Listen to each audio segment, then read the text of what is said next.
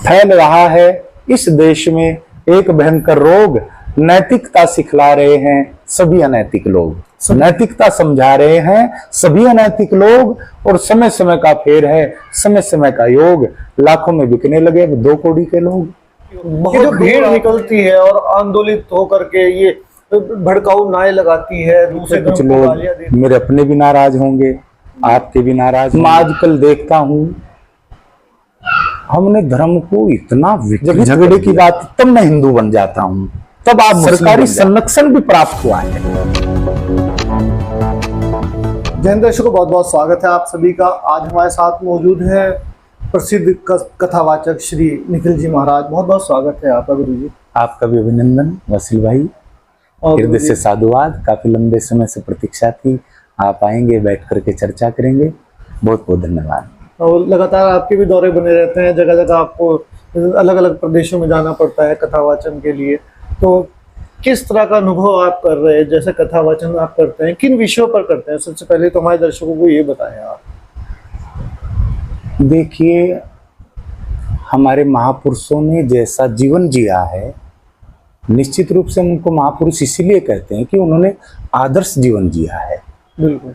और उस आदर्श जीवन को आज के दौर में भी वो ऐसा नहीं कि वो पुराने हो गए, पुराने थे या उसी समय के लायक थे या उसी समय उपयोगी थे, ऐसा नहीं। वो आज भी हमारे लिए उतने उपयोगी हैं अगर हम उनके जीवन का अनुसरण करें, उनके जीवन से शिक्षा लेकर के हम समाज में अपना जीवन यापन करें, तो निश्चित रूप से समाज के लिए भी और व्यक्तियों के लिए भी हितकर होता है।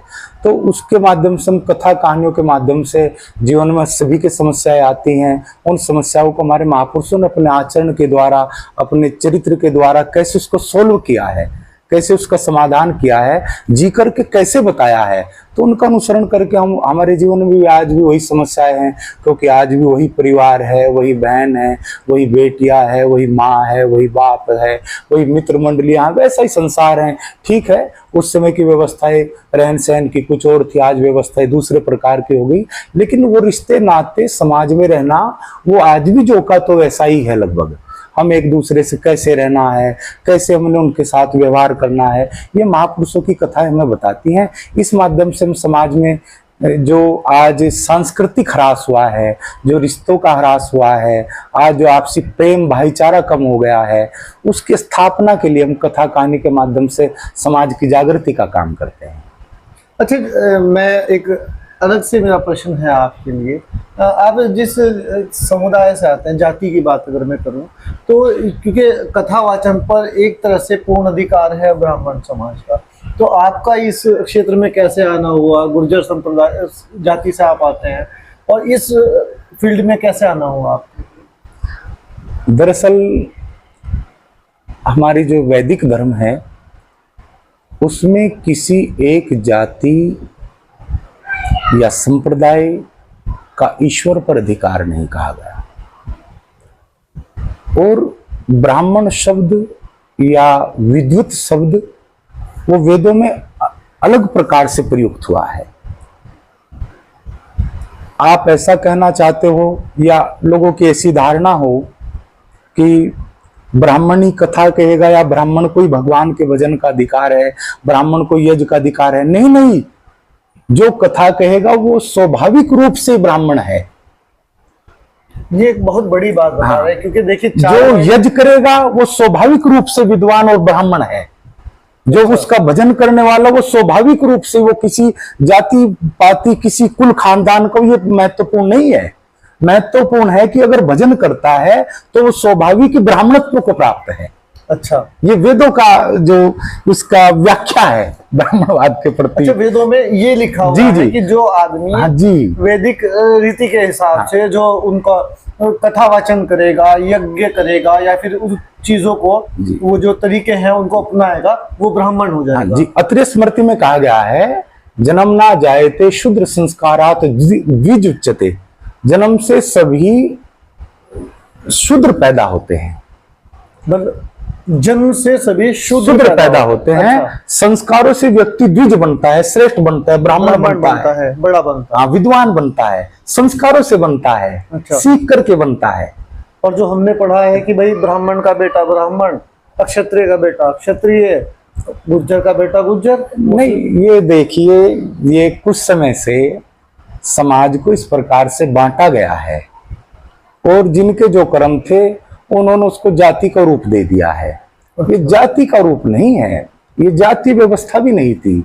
यहाँ तो नारियों को भी पढ़ने का, हमारे यहाँ अनेक नारियां हुई हैं जो बड़ी विद्वान हुई है, जिन्होंने बड़े व्याख्याएं की हैं, बड़े ग्रंथों को लिखा है। अनेक रविदास हुए, कबीरदास हुए, सेनानाई हुए, अनेक समाज में अनेक महापुरुष हुए, हमने उनका पूरा आदर किया है। उन्होंने अपने कर्मों के द्वारा समाज में समरसता की, समाज में आदर्शता की स्थापना की है कि कैसे आदर्श बना जा सकता है। तो ये अधिकार ऐसा नहीं कि किसी एक जाति विशेष का हो। ईश्वर पर सबका समान अधिकार है, सभी का परमात्मा है। जो भी जीवधारी है, जिस ये जो मानव शरीर जिसके पास है, उसको अधिकार है परमात्मा का नाम लेने का। और जो परमात्मा का नाम लेगा स्वाभाविक रूप से वो श्रेष्ठ ही होगा, अच्छा ही होगा वो। अच्छा, खैर आज के हालात पर आते हैं। बहराइच में दंगा हुआ, आपने भी सुना होगा। और ये सिर्फ बात बहराइच की नहीं है, जगह जगह सब जगह की बात हो रही है। देश में अलग अलग जगह पर ये इस तरह के माहौल देखने को मिल रहा है।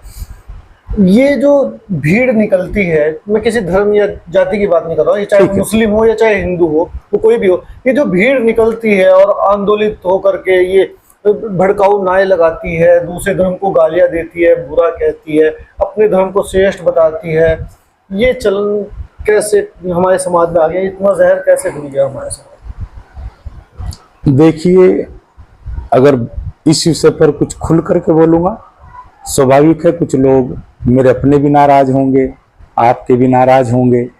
फिर भी कहना चाहिए, किसी की नाराजगी की वजह से बड़ी जिम्मेदारी है। हाँ, आपको लोग हजारों लाखों की तादाद में सुनते हैं। हाँ, और आपका अनुसरण करते हैं। किसी की नाराजगी की वजह से मैं सत्य को ना कहूं तो ये मेरे स्वभाव को गंवारा नहीं होगा। धर्म का अर्थ था व्यक्ति के अंदर शांति आए, प्रेम आए, समरसता आए, संस्कार आए, आचरण आए। लेकिन मैं आजकल देखता हूं, हमने धर्म को इतना विकृत कर दिया इस शब्द को, और इसके मानने वाले हम सब अपने आप को धार्मिक मानते हैं। आप हैं मुस्लिम समुदाय से हैं, मैं हिंदू समुदाय से हैं। जीवन पर्यंत आप मुस्लिम धर्म के जो नियम है उनको फॉलो करके नहीं जीते हैं। नमाज बिल्कुल। मैं भी जो हिंदू धर्म के जो संस्कार विधि है या जो आचरण होना चाहिए, हाँ, मैं उसके अनुसार नहीं जीता हूं। लेकिन जब ऐसी कोई बात होती है, जब झगड़े की बात, तब मैं हिंदू बन जाता हूं, तब आप मुस्लिम बन जाते हैं। बिल्कुल। जीवन पर्यंत मैं मुस्लिम बनकर के जीता नहीं हूं। मैंने कोई आचरण नहीं किया हाँ, उस प्रकार का जीवन पर्यंत। हाँ, मैंने कोई हिंदू बनकर के हिंदू की तरह आचरण नहीं किया। लेकिन मैं चाहता हूं कि हिंदू की कोई बात है तो मैं लड़ूं, मैं मरूं। और ये समाज में मैं देख रहा हूं, एक और दुर्भाग्य की बात है, इसको सरकारी संरक्षण भी प्राप्त हुआ है। अच्छा, हाँ, ये भी देखने को मिल रहा है। हाँ, ये भी सरकार, चाहे वो राजनीतिक लोग हो, आपके धर्म से हो चाहे हमारे धर्म से हो, उन्होंने हम लोगों राजनीतिक दुकानदार लोग हैं, उन्होंने अपनी दुकानें चलाने के लिए धर्म का तो अर्थ था शांति, प्रेम। हम सड़कों पर भी निकले तो प्रेम का संचार करते चलें, एक दूसरे, कितना अच्छा होता है कि हम एक दूसरे के प्रति प्रेम का व्यवहार करते चलते, और विश्व में हमारा नाम होता कि कितने बड़े प्रेम से हम लोग रहते हैं। कितना बड़ा गुलदस्ता है। हाँ, कितना बड़ा गुलदस्ता है, और कितने साझे रूप से हम लोग रहते हैं। हमारा सुख दुख कितना हम साझे रूप से करते हैं। लेकिन हम तो धर्म के नाम पर उत्पात के लिए, चाहे हिंदू हो चाहे आजकल कुछ अलग ही हमारे संप्रदाय में, धर्म में भी कुछ ऐसी बातें आ गई हैं कि हम लोग भी, जबकि मैं थोड़ी देर पहले आपसे बात कर ही रहा था, हिंदू धर्म जैसा सहिष्णु धर्म पूरे विश्व में नहीं मिलता। हमने तो अनेक आक्रांता लोग आए, अनेक विदेशी लोग आए, उनकी संस्कृति को, उनके रहन सहन को, उनके बोलचाल को, उनके व्यवहार को अपनाया। यहाँ तक कि हमने उनको राजा भी माना, उनको बादशाह भी माना, उनके नियम को भी फॉलो किया, संबंध भी बनाए। अनेक कहानियां हैं, अनेक इतिहास में दर्ज हैं, रोटी बेटी के रिश्ते भी रहे हमारे। लेकिन हमने उनको प्रेम के साथ, हमने तो सब चीजों को एक्सेप्ट किया है, लेकिन अब जब देखता हूं इस संस्कृति का उग्र रूप, उसका एक शेर से मैं बात कहूंगा। फैल रहा है इस देश में एक भयंकर रोग, फैल रहा है इस देश में एक भयंकर रोग, नैतिकता सिखला रहे हैं सभी अनैतिक लोग। सभी अनैतिक लोग, हाँ, नैतिकता समझा रहे हैं सभी अनैतिक लोग, और समय समय का फेर है, समय समय का योग, लाखों में बिकने लगे 2 कौड़ी के लोग। बहुत दूर आपने कटाक्ष किया है, बहुत कटाक्ष भी नहीं, सच बोलने का प्रयास किया है मेरी भावना में कथाओं के माध्यम से भी। देखिए, कथा कहानी ऐसा नहीं है कि आपके पास कहानी कथा सुन करके एक मकान के 2 बन जाएंगे, या फिर आपके एक प्लाट के 2-4 प्लाट हो जाएंगे। नहीं नहीं, एक गाड़ी की 2 गाड़ियां होंगी, 10 गाड़ियां हो जाएंगी, या 10,000 रुपये के 20,000 रुपये बनेंगे। नहीं नहीं, ये नहीं देती कथा कहानियां। आप 2 रोटियां खाते हो, कथा सुनने के बाद 4 खाने लग जाओगे, ऐसा नहीं होता है। कथा कहानी के माध्यम से 2 रोटियों में भी कैसे संतुष्ट रहा जाता है, छोटे से मकान में भी कैसे संतुष्ट रहा जाता है, उसी परिवार में कैसे सुखपूर्वक जीवन दिया जाता है, कथा यही तो सिखाती है। आप सोचते हैं कथाओं के माध्यम से कुछ अलग से बरसेगा, या धर्म कोई परमात्मा कोई महापुरुष आपको अचानक से छत फाड़ेगा और धन दे देगा? नहीं नहीं, जितना दिया है उसी में आप कितने संतोष से जीवन यापन कर सकते हैं, कितने प्रेम से आप समाज में रह सकते हैं। श्री राम जी जब वनवास पर गए, क्या जी बिल्कुल, अगर राम वनवास ना गए होते तो आज राम की कथाएं ना होती। उन्होंने आदर्श प्रस्तुत किया समाज के सामने, और खाली राम ने नहीं, भरत हो उनका चरित्र हो, सीता जी का चरित्र हो, लक्ष्मण जी का चरित्र हो, अपने आप में जितने भी चरित्र हैं वो अपने आप में आदर्श हैं। अनेक महापुरुषों के चरित्र आए, और वो हम इसके माध्यम से चाहते हैं समाज उन्हें सुने, सुन करके समाज में समरसता फैले, प्रेम फैले, आपसी व्यवहार अच्छा हो, इसके लिए प्रयासरत होते हैं। और कई बार मैं प्रयास करता हूं, माइक मेरे सामने होता है, हजारों लोग सामने होते हैं, तो वहां बैठ करके भी मैं प्रयास करता हूं कि समाज में प्रेम का संचार हो, कोई दुकानदारी ना हो। आज धर्म के नाम पर दुकानदारी बहुत ज्यादा है, ये बड़ी स्पष्ट बात है।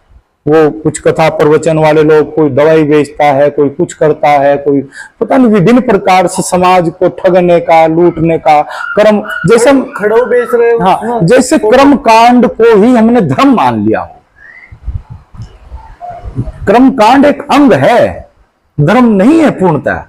धर्म तो आपका आचरण है, जीना है, आपके कर्तव्य हैं, कैसे जीना ये धर्म सिखाता है। धर्म तो धारण कर लिया बिल्कुल। और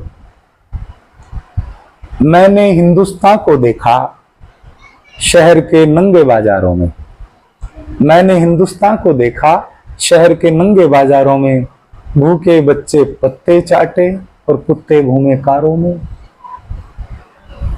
ये इस देश की दशा है, विडंबना है। हाँ, और मुझे कई बार इस चीज का दुख भी बहुत होता है। रामकृष्ण के मानने वाला देश काश रामकृष्ण के चरित्र को अपनाता। आपके भी धर्म में मैं ज्यादा तो नहीं जानता, काश आप भी अपने महापुरुषों के प्रेम का, सौहार्द का, मुस्लिम भी उनका जीवन अपनाता, उनका चरित्र अपनाता, तो शायद समरसता होती, प्रेम होता। लेकिन हमने उनके स्थान पर आज उग्रता को अपना जीवन मान लिया, उग्रता को धर्म समझ लिया। हम धार्मिक बन करके जी नहीं सकते, लेकिन अजीब बात है, धर्म के लिए हम मरते हैं। मतलब मैं मुस्लिम होकर के शराब पी रहा हूँ, हाँ, अजीब बात है। हिंदू होकर के मांस खा रहा हूँ, धर्म के लिए लड़ रहे हैं, धर्म के लिए लड़ रहे हैं। काश हम लोगों का आचरण धार्मिक होता, हम खाली संप्रदाय में ना बैठ करके हम सच में ही धार्मिक होते। क्योंकि जहां तक मैंने देखा है बचपन से, हिंदू जैसा, अगर हम सनातनिज्म की बात करें तो इतना उदार धर्म तो कोई भी नहीं है। वहां पर तो राक्षस जो होते थे शिव जी, उनको भी अवतरित होकर के वरदान दे देते। बिल्कुल बिल्कुल बिल्कुल, मैंने तो ये पढ़ा है। नहीं, आपने सही पढ़ा है वहां। और फिर आप देखिए वहां पर वो तो राक्षसों के भी उतने ही हैं, वो तो अनेक नारियों का इतिहास है, उनके भी इतने ही हैं। अनेक मैं भी उदाहरण दिया आपसे, रविदास है, कर्माबाई, ये अनेक लोग हैं, अनेक महापुरुष हैं, तो सबके ऊपर उसकी कृपा समान रूप से बरसी है। और उसके नाम पर, धर्म के नाम पर, उस परमात्मा के नाम पर समाज को जाति पाति में बांट देना। एक छोटी सी बात याद आई मेरे जी। रामायण में जो कथाकार हैं, जो भगवान शंकर को कथा सुनाते हैं, जी। वो कुंभज ऋषि हैं। कुंभज ऋषि, उनका नाम है कुंभज ऋषि। अच्छा। वैसे उनको अगस्त ऋषि भी कहा जाता था, लेकिन अगस्त ऋषि के पीछे एक विशेषण लगा हुआ है। अच्छा। कि उन्होंने सागर का जल अगस्त कर लिया था, पी लिया था, इसलिए नाम अगस्त पड़ा था उनका। अच्छा अच्छा। तो उनका नाम लिखा रामायण में कुंभज ऋषि, जिनका जन्म घड़े से हुआ है। अच्छा अच्छा, घड़े से हुआ इसलिए उनको कुंभज ऋषि, उनको इसलिए कुंभज ऋषि कहा जाता है। घड़े से, इसके पीछे तो कुछ और भी लॉजिक है, वो बाद का विषय है। जैसे सीता माता का हुआ था। हाँ, वो कुछ इनके पीछे कथा कहानी के कुछ भावार्थ छिपे होते हैं। बिल्कुल, वो चीज के पीछे कुछ और अर्थ होता है, लेकिन इसको सामान्य रूप से समझाएं, इसलिए कह रहा हूं। जिनका जन्म कुंभज ऋषि से, घड़े से हुआ है, उसको कुंभज कहा गया। भगवान शंकर उसके पास कथा सुनने के लिए जाते हैं जिनका जन्म घड़े से हुआ है।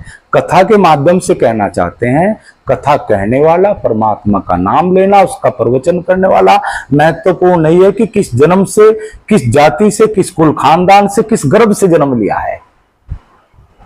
ऊंचे कुल में जन्मा व्यक्ति बात नीची करता है तो उसका त्याग होना चाहिए, और नीचे कुल में जन्मा व्यक्ति भी बात अगर ऊंची करता है, समाज के प्रेम की बात करता है, ईश्वर की बात करता है, तो भी वंदनीय है, तो भी सम्मान होना चाहिए। महत्वपूर्ण ये नहीं है कि कथा कहने वाला, प्रवचन करने वाला का गर्भ क्या है, कुल खानदान क्या है। महत्वपूर्ण ये है कि इसकी बातें कैसी हैं। बिल्कुल, उनका प्रभाव कैसा पड़ता है, उसका आचरण कैसा है, इसका आचरण कैसा, ये महत्वपूर्ण है। समाज के लिए वो आदर्श बनेगा, तभी तो भगवान शंकर उसको सम्मान देने के लिए पहुंचे। आज आपकी बात सुनकर हम भी भाव विभोर हो गए। बहुत अच्छी आपने बात कही। हमारे दर्शकों को भी आप कोई संदेश देना चाहें, ताकि, क्योंकि आप जहां जाते हैं, मैं अक्सर आपकी वीडियोस देखता हूं, आपको फॉलो करता हूं, आप वहाँ प्रेम का संदेश देते हैं, जीवन किस तरह से जीना है उसका संदेश देते हैं। हमारे दर्शकों को भी थोड़ा सा आप। भाइयों, मैं प्रयास करता हूं अपनी कथा कहानी के माध्यम से, अपनी बातों के माध्यम से समाज में प्रेम, और हम सब लोग धार्मिक बने, हमारे भीतर धर्म उतरे, हमारे भीतर अच्छाई उतरे, इसके लिए मैं प्रयास करता हूँ। तपती हुई जमीन पर जलधार बांटता हूँ, पतझड़ के मौसम में भी बहार बांटता हूँ। ये आपका दरिया है, यहाँ जीना भी मुश्किल, नफरत के इस दौर में भी प्यार बांटता हूँ। तो आप सभी को बहुत बहुत शुभकामनाएं। वासिल भाई, आपको भी बहुत बहुत धन्यवाद। काफी दिन से आप प्रयासरत थे, और मैं चाहता भी था, लेकिन समय ना होने के कारण, कुछ व्यस्तता होने के कारण आपसे विलंब से भेंट वार्ता हुई, इसके लिए क्षमा प्रार्थी हूँ। निरंतर बने रहेंगे, निरंतर बने रहेंगे, निरंतर बने रहेंगे, क्योंकि बहुत जरूरत है समाज को आपकी बातों की, आपकी वाणी की, आपकी कथाओं की बहुत जरूरत। मुझे भी आपकी बहुत आवश्यकता है। आपके माध्यम से मैं अपने समाज से जुड़ सकूं, और जो मैं काम करने के लिए आया हूं, समाज में प्रेम का संचार, समाज में आचरण का, संस्कारों का, आपके माध्यम से मैं और तीव्र गति से उसे फैला सकूं। उसके लिए मुझे आपकी आवश्यकता है। आपके अनुज के रूप में हमेशा आपकी सेवा में। बहुत बहुत धन्यवाद। धन्यवाद। तो आज आप सबसे मैं आग्रह कर रहा हूँ, इस वीडियो को शेयर कीजिए। इस समय देश में जो हालात हैं, वहाँ प्यार बांटने की जरूरत है, वहाँ आपसी एकता और इस देश को आगे ले जाने की जरूरत है, ना कि आपसी मतभेद बढ़ाने की और गलत आचरण करने की जरूरत है। तो इस वीडियो को ज़्यादा से ज़्यादा शेयर करें, लाइक करें, और गुरुजी के विचार आपको कैसे लगे कमेंट में ज़रूर बताएं। देखते ही लोकनायक समाचार। जय हिंद।